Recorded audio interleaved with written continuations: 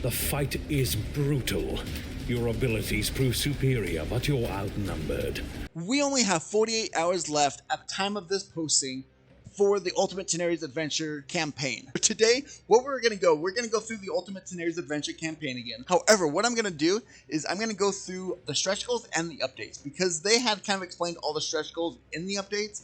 However, they could get long and cumbersome, so I wanted to just do a quick overview of all of that information. Also, in addition to that, I have watched all the Q&A sessions. I have kept an eye out on the Discord channel and the Facebook page of people asking questions and the answers, so I have kind of got all this random knowledge, and so I'm kind of input that knowledge throughout this video that when it is relevant to what we're talking about. So please go ahead and stay tuned throughout this video so you can get all that little tidbit of knowledge. Also, if you could tell, I actually have a good backdrop finally. I don't need a virtual one. I don't have a dining room table in the back. I'm not in a crappy hotel room kind of thing. I finally have a nice backdrop here of actual board games, which is amazing. I'm excited about it. I hope you like it. Anyways, let's go ahead and jump into this. So before we actually get into the stretch goals and updates, I actually want to talk about a question that was asked a lot, and so they've given this answer, so I wanted to start off with this, because also I had a question with this during my initial review. I had a question about it, so I wanted to point that out firsthand here. So it is about this Penumbral pack here. So these 5 boxes, they were part of the RPG campaign Kickstarter that they did a little bit ago. What was confusing was at the bottom, they have the Mystical pack that you could buy as an add-on. However, they didn't have these other 4 campaign boxes. And that's what my question was like, what? Why the Mystical pack, but not the other 4? Like, why can't I buy the other 4 altogether? Or individually, but I can do the Mystical pack. Anyway, so their answer was that this Mystical pack was added on towards the end of the RPG campaign Kickstarter, and so a lot of people missed it. And so this was put here for those people that had already backed the RPG, but they missed this Mystical pack. They don't need to buy the Penumbral pack because they've already got it all. So they could just come in here, and it was very highly sought after pack. A lot of people asking for it. So that is why it is added here. I was really confused at first, but that makes a lot more sense now. So that was one of those little tidbits added in. But let's go ahead and jump into the stretch goals, and I'm just going to go with updates. The stretch goals are going to be all over the place, but the updates is what I'm going in the order of. So the first update was that it was funded, and saying congratulations for all those that backed on the very first day, which is your backer number 6,125 or lower, are going to get this Silver Dragon. However, if you wanted painted, you can't add just the painted dragon, because the painted dragon you pay for the miniature and the paint. So all you have to do is go in. When you pledge, you just add $29 to whatever you're already pledging, so you're paying more than what they are charging you. Then when they go throughout and process, they'll see that exact $29 increase, therefore they'll pay that Silver Dragon for you. And then this thing is what I talked about earlier. I think it's such a cool thing that it's like, hey, we can level up, get some XP, get some cool things going, right?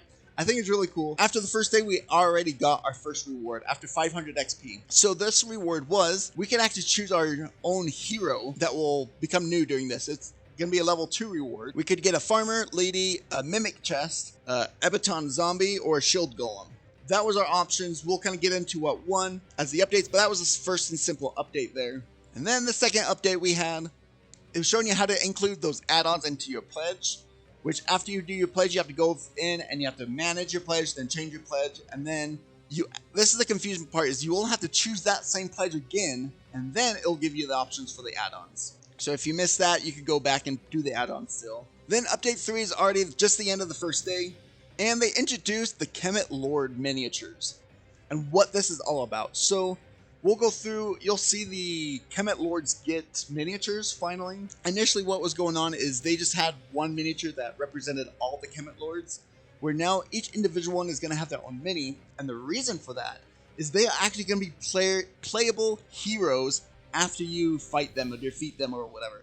You're going to get them onto your side, and you can play as the Kemet Lords. I think that is so cool. They did say that it might not be as balanced, but I mean, come on, you're a Kemet Lord. That's so cool. Or you don't have to do that. The other option is when you defeat a Kemet Lord, you'll get a special attack card from that Kemet Lord that you can give to any of your players. It doesn't have to be specific. It's going to be universal, and supposedly it's going to be a really, really strong special attack. Anyway, so they added that miniature so you can play it as a hero as well. But even if you don't, you can still just take their special attack card and give it to any hero.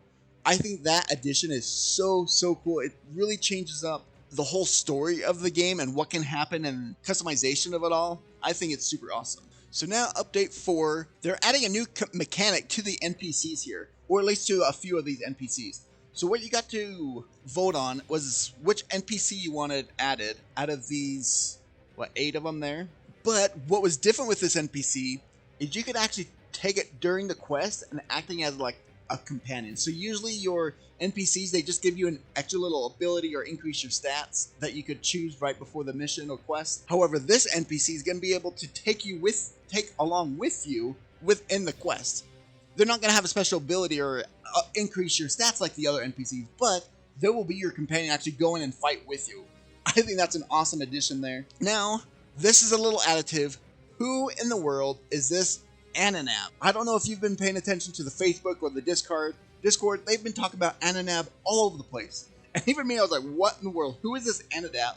And why does everyone like it so much? Anyways, I think this is one of the coolest things I've ever seen from any game designer do. And I'm just going to give a real quick recap of this. I'm not saying I know the whole exact story, but basically during the first campaign, after it was all delivered, someone put a banana on the side of the game to kind of show it like the size difference, so you could like see how big the boxes were. And then everyone started commenting, being like, "Oh, that banana dragon is my favorite. Oh, how'd you get that banana dragon?" And everyone was talking about this banana dragon. Anyways, after that, it just kept building and being this huge inside joke for all of the Tanares Adventure fans. So, what did Dragoid Games do?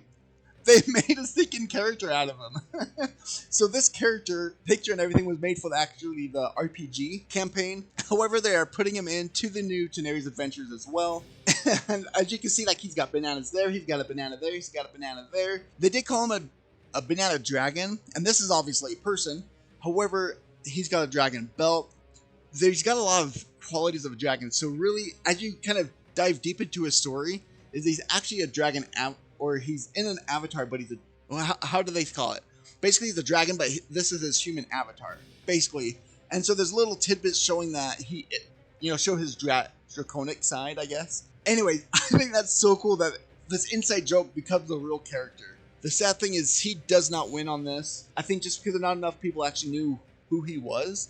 And sadly, he doesn't look so cool. He just looks kind of mediocre. But his backstory is awesome. The fact that how he came to be, I want him to become an NPC or a hero or something so bad, because I think that is awesome. And that brings us to the next update, which is the winner, Bromelide the copycat. I do think that'll still be an interesting. I'm not sad about that. She does look pretty cool and an interesting character, definitely different. Almost kind of looks like a stealth character. So now we get into one of the first stretch goals that we're going to talk about, which is the Kemet Lord miniature Zzenul. I don't know how to pronounce these. However, basically, so what the Kemet Lord even is, so Gulag is like the ultimate bad guy in this game. Kemet Lords are his like immediate demons, or disciples, or however you want to call them. Immediate minions, I guess. Maybe that's a good word. But basically, they're going to be like the other bosses other than Gulag, the main boss. Each Kemet Lord even has a background themselves of where they came from, how they became a Kemet Lord, what kind of happened to them. The story immersion in this game just blowing my mind. Every time I learn more and more about it, like, it just gets so deep. I think it's so... And he looks pretty sweet, too. And then... now they're adding a new structure level. So you have the city phase, and during the city phase, you can level up all these different structures. Before, you could only go up to level 7. Now they have introduced a level 8 structure. And so this is kind of a depiction from level 7 to level 8. And with that level 8, you can actually get these artifacts that they are adding into the game now. So before, all your items and weapons and armor and everything only could get up to level 3. Level 3 was the highest one. However, now with this level 8 structure, you can get these artifacts, which is basically a level 4, but I don't know if you've ever played Sword and Sorcery, it's kind of like those soul weapons, right? They're not really like a level, but they're just these really special weapons. So that's what I kind of imagine these artifacts to be. Is just this extra special weapon that does amazing things, but also to show that you do have to be at the hunt level 6, which is, if I remember right, is the highest Kemet hunt level. So you do have to be at that level to even get these structures, which makes sense. You don't want to play on the easy one and get these artifacts out, blow everyone out of the water. Makes sense. But so that is what the next stretch goal is an artifact is introducing that first artifact that you can get. if you get that level 8 structure. On to update 6, which this is awesome. By community request, new add-on for standees. Once again, how much they listen to the community here, I just think is awesome. Anyway, so within the standee pledge, you did not get all the gameplay.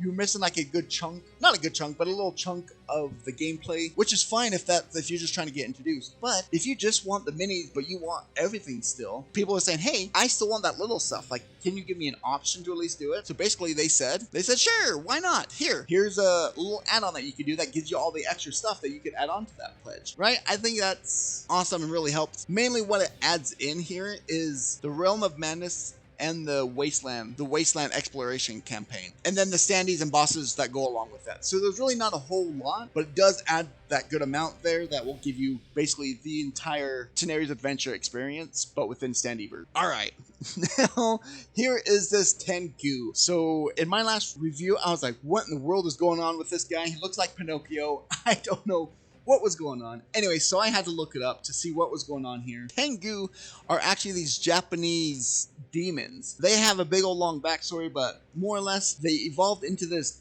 bird demon, and the nose basically, I guess, depicts their beak, so that the length of the nose is the exact length of the bird that he was trying to be the demon of, that he was being. But in this game, he is going to be one of the minions for the Silver Dragon and Silver Dragon quest. And this is just one miniature. Later on, the second miniature does get unlocked as well, mainly. So at first, you could only fight one at a time, but then now that there's two miniatures, you can fight two of them at the same time as you're fighting the Silver Dragon. They will come up in weeks 4, 5, and 6.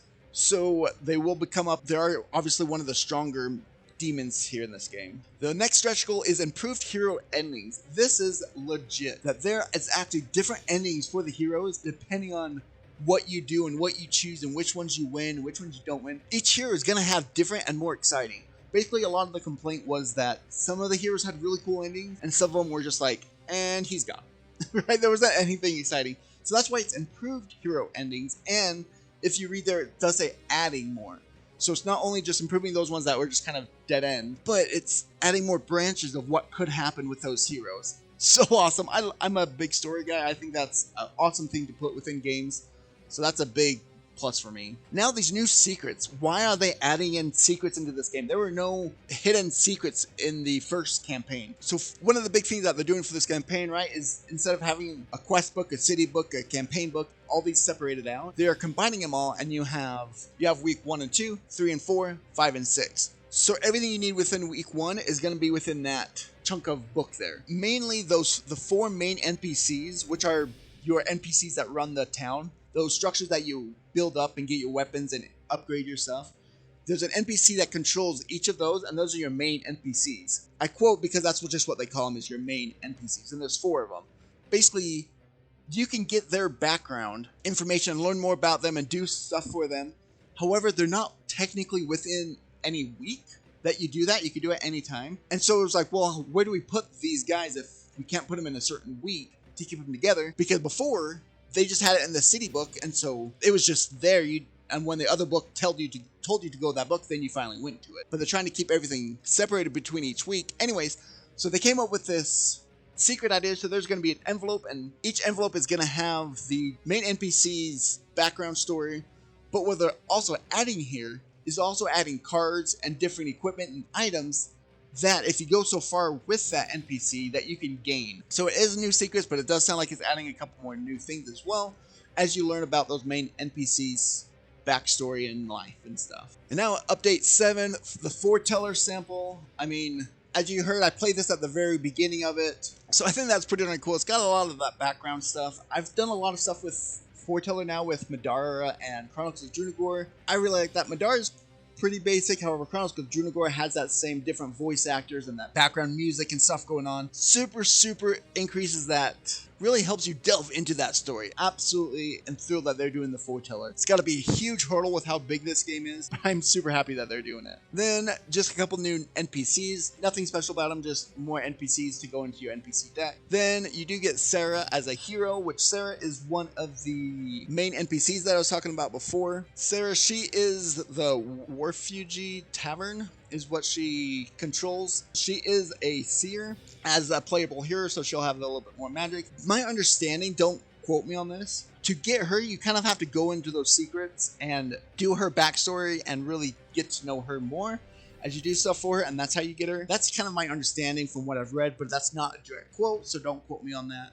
However, so that's pretty cool. We get a new quest for the Silver Dragon, which is basically an intense boss fight style rotation. I do have more about the quest for the Silver Dragon, but that's some other stretch goals later that I'll talk about when they come up. On to update 8. So finally, at update 8, this is like 5 or 6 days later, we finally have a winner for that hero, which is going to be a Mimic, which honestly I think is actually really cool. I've never heard of a hero being a Mimic. I think that's really fun. I'm really interested to see how they do that and what they do a story for that and how that all works. I think that's going to be really cool. The next reward is going to be a community created NPC. So basically we get to choose their body shape, source of power, and unique feature for them. And we'll talk about the winner of that later, of what they're going to look like. They're just going to be another NPC. And then we go into the next Kemet Lord, Solnareth. She's the necromancer for the Kemet Lords. I mean, looks pretty awesome. Do have her backstory as well if you're interested. Once again, another secret, which I think is just going to be another one of the main NPC characters there. And then they do have this, which tracks your progress. Basically, it tracks your progress of your relationship with each of those NPCs. And so what you choose and how it happens, this is going to help you increase your relationship with each of those, which is going to help you get them as a hero, which is going to help you probably increase all the structures and do all the other little things. I think that's pretty cool. So I think that's what this is for, is to really help you get those characters as heroes. And then we have another new villain, the Spectre Ninja. I think they look super cool figure there, and that picture there. Basically what these ninjas are going to be, they're going to be another villain within the Silver Dragon quest. So you've got the Tengu that are going to be added to that quest. Also, you're going to have these ninjas that are going to be another minion of the Silver Dragon, basically. For update 9, we have the second Tengu miniature, so now we can have 2 of them on the board at the same time. So this is a really cool thing. These 4 new attack cards. So what this is talking about is these are attack cards to basically help your base attack increase as you go throughout the game. So one thing that they did just for this new campaign is they added level 2 attack cards, which basically upgraded your base attack. So what this is doing is making so you have a level 3 attack card for your base attack. So that way it really helps each individual hero feel individual rather than just becoming the same class. So this is kind of helping make each hero actually unique within their classes. Then we have another new NPC, nothing special there, just a new NPC. A couple of new artifacts for that structure level 8. Alright, update 10. This kind of has some good and bad to it. So basically, to know if you want these or not, if you're all about organization, making it look pretty out on the board, seeing everything and being able to keep that organization and be able to move that board around, this is for you. This is going to keep everything nicely situated. It is going to keep everything organized. However, what it's not going to do, it is not going to save table space. So if you have a small table, if you're really already being overwhelmed with how much space it's taking up, this is not going to help you. Don't get it. So because all the cards are spread out, everything is so you can see everything, where if you're just playing, you could stack your cards all together, keep them in front of you, or keep them in your hand. Right, so that does take up more space. But one thing that is really cool about this is that it can keep that full hero, or you can put your comrades on there. So you could have 1 full hero and 3 comrades, so you only have 2 boards out if you're playing solo. So that is actually pretty cool. I do like that you could use both of them in that way. It is about $29, so whether or not that's worth it to you, that's up to you. They do go through, if you decide that you do want to change your pledge, either increase or decrease it, they kind of tell you how to do it here. Now they have a new mini game in one quest. So if you don't know too much about this game, they do have a lot of mini games or puzzles throughout all of the quests and the reading and stuff, which I think is awesome. So basically this is adding another new mini game for one of those quests. Here's an example of that quest where it gives you this picture and you have options. Do you want to open the vault? Do you want to check the table, check the closet, check the shelves? And each time you check something, it's going to take down time and you only have so much time. And this is not just like, oh, find a gem, so we have a gem now. It's literally going to change the entire story. What quests are available, who you could be, what happens, if it's harder or easier, what you do with these games, and if you succeed or not, is going to change the story and the quest. I think that is so cool about this game. One of my favorite things. Once again, another new NPC. This is just an example of an NPC card, nothing too exciting there. And we have our third Kemet Lord miniature, Irizard. Irizard, however you say that. She is the spy master for the Kemet Lords. Once again, she does have her backstory here if you're interested in that. On to update number 11. What we have going on here is some more artifacts, another new minigame for a quest. Now we do have Herodrin as a hero, which is once again another one of those main NPC characters. He is a dwarf druid. And then we have once again another secret, which is another one of those main NPCs most likely. And now they actually added on a new pledge level. Basically, you could pledge $5, and then you could go in and add all your add-ons. So if you're just looking for some add-ons and don't want to do a return or back bundle, you could just go and add 1 or 2 things on by doing a $5 pledge. That's kind of handy. Update number 12, we have the deluxe miniatures for conditions. I think this is actually kind of cool. I know, at least for me, a lot of times you'll have that little token there of poison or a slow or something, and then you totally forget that it's there on your board because you're looking at everything else and it's a small little token. This is basically to help combat that, right? Because it's bigger, it looks cool, it's awesome, you're going to see it, so you remember to do it more often. And it's actually really cool. Even though all of these mean the same thing, they're all going to look different here. As you can see, these 2 swords look different, and so that's actually really cool. It's going to make the table presence look a lot cooler as well. Are they needed? Maybe not. Are they cool? Definitely. Then we have our 4th Kemet Lord here, Sidroli.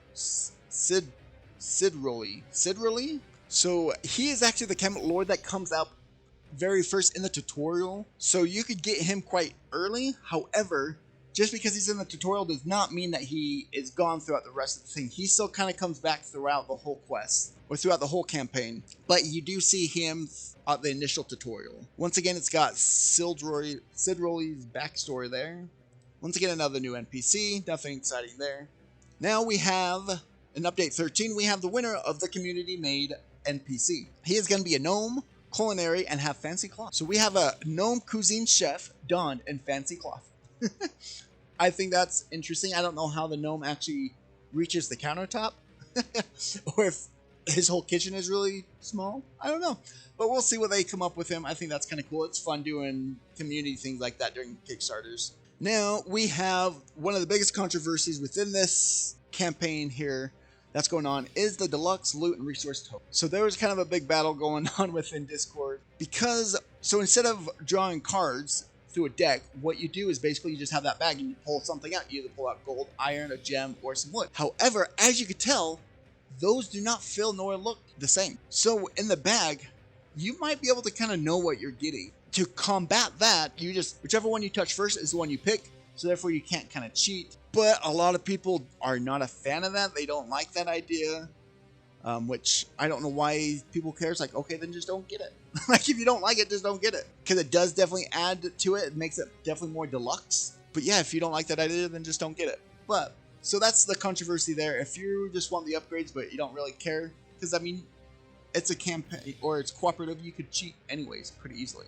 But, anyways, off to the side, that is an option there for another $19. Yeah, here's where it talks about, hey, is it possible to pick which one I'll get from the bag? Anyways. But this one is so stinking cool.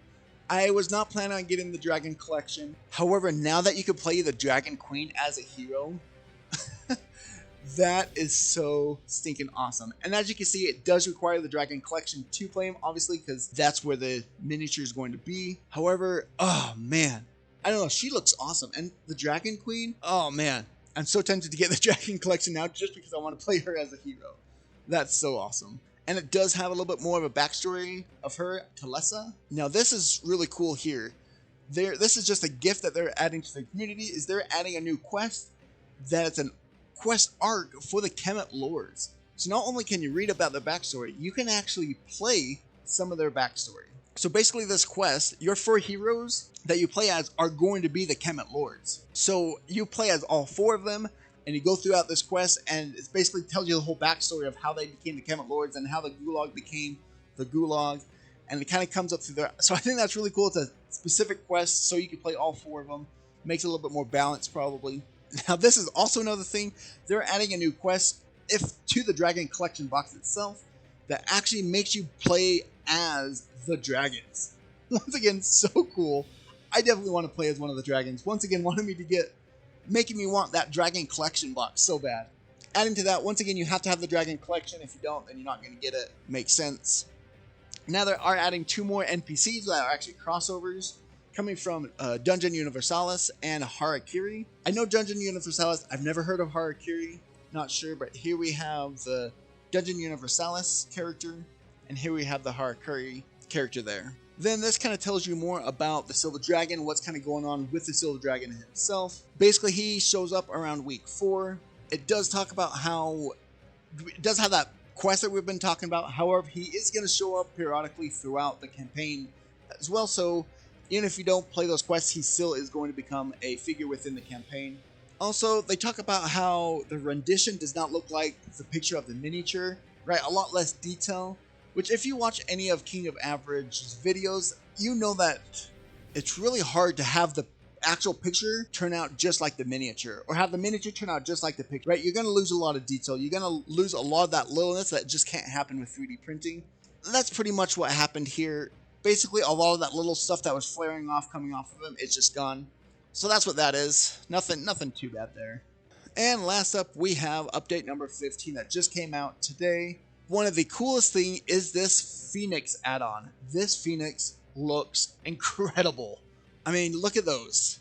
Looks super awesome, super large, awesome miniature. So basically what's going to happen with this Phoenix miniature is there's actually 2 separate ones. There's a Hellfire Phoenix and a Penumbral Phoenix. Basically what this is going to do during the Kemet Hunt level 1, this Penumbral Phoenix is going to show up after the very first kill. So whatever monster dies first, the Penumbral Phoenix is basically going to do a reaction attack. It's going to come out to the board and attack you right away, and then he joins the fight and you have to kill him.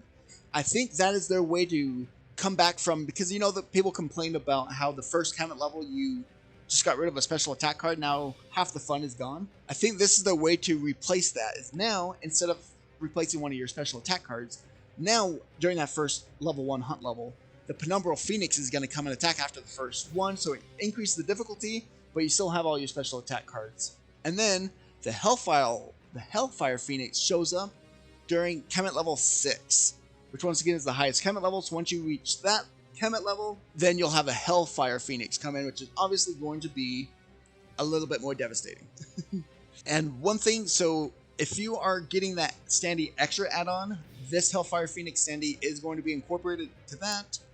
If you have the all-in pledge, this is also, the miniature is going to be in that all-in pledge. You look at that. So another thing that they're adding on is this deluxe dice tray, which does look cool, pretty cool. I do like that picture. It's supposed to be nice leather and everything. And now they're adding on a deluxe return backer bundle.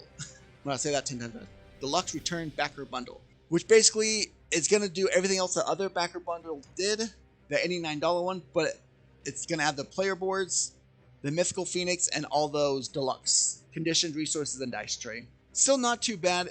It says you're saving about $48. So, I mean, if you're doing it, might as well upgrade to that, because I think that's pretty cool to get that Phoenix. Like, I think it's worth it just for that Phoenix. But now, real quick, I don't want to get too deep into this, but this is a big question because they had so many add-ons now, is if I'm an all-in backer, what do I need? Because not everything is included in the all-in back, which I think is stupid. Why is it called an all-in pledge if it doesn't include all? Anyways, but basically, anything that says deluxe is what you're not getting. So you're not getting deluxe conditioned miniatures, you're not getting the deluxe resources, and you're not getting deluxe dice tray. Other than that, you are getting anything. You are getting the player dashboard, you are getting the Penumbral Phoenix. So if you get the all-in, just add anything that says deluxe, and then you have it. And here we have the last main NPC, Azaleer, become a hero now. He is the owner of the weapon shop, which, I mean, this might already be a backstory or something, but why is the owner of the weapon shop a scholarly wizard? Like, what? Why does this wizard have a weapon shop? Like, because he owned the weapon shop, I thought he was going to be, you know, like a sword specialist, or, you know, be this really like a fighter character, a bruiser or something. But he's a wizard? I mean, I don't know, maybe that was already a backstory. I just thought that was kind of interesting. But pretty cool. I like wizards and sorcerers, so that's cool. So now we are going to talk about the new quest for the Silver Dragon. So this is where I'm going to talk about it a little bit more in depth here for this Silver Dragon. So basically, this initial new quest is going to be fighting everything around it, because what the Kemet Lords are trying to do, they're trying to give their power to the Silver Dragon. So that first quest is what you're doing is you're trying to stop them. Meaning, depending on how good you do during that first quest is going to depict how good you do during the boss fight. Because if you're able to do it faster and do more damage, then the Silver Dragon's not going to be strong enough because they didn't have the time to increase his strength. So I think that's really cool, kind of how they're combining all those quests to really become a story and really to make everything affect the next thing. I really enjoy that. They do show you another video for the Foreteller, which is just another example of the Foreteller. Now, they have given us some updated shipping prices, which once again, who knows if this will change. Just the returning bundle is going to be $39. Just the Tanares Ultimate is still $50. And then if you go in for those super boxes, it's $70, which adds on quite a bit. But, you know, we'll see what it comes out to the end. I mean, and that's, you know, the cheapest if you're lucky enough to be in one of these countries. Also, if we come up here, as you can see, this Kemet Lord, when they did this, it wasn't unlocked yet. Yet, at the time of recording this, it's already surpassed it. So that means we do officially have all of the Kemet Lords miniatures that you could become part, or you could play them as heroes. I think that is so cool. I'm really excited to see what happens during these last 48 hours, because you always get a little bit of a boost at the last 2 days. I'm sure a whole lot more stretch goals are going to be unlocked. This was the end of this chapter, so we don't even know what's going to be. I'm sure another thing is already unlocked, being at 1273. Something's probably already almost unlocked. I'm excited to see what it is. If you have any questions, go ahead, comment down below. I'll do my best to answer the questions. I'm definitely not an expert, so no promises, but if you like these videos, go ahead and give this a like and subscribe, and I will see you later.